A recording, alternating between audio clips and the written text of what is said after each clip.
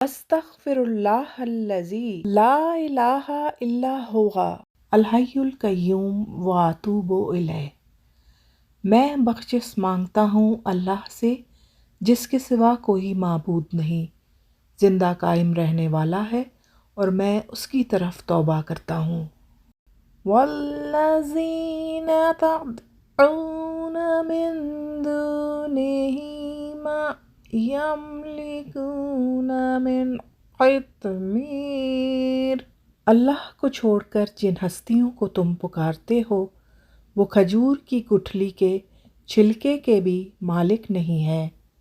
والذین اہتدوا زادہم ھدی، اور جن لوگوں نے ہدایت کا راستہ اختیار کیا ہے اللہ نے انہیں ہدایت میں اور ترقی دی ہے۔ سبحان ربی الاعلی، پاک ہے میرا پروردگار جو سب سے بالا و برتر ہے۔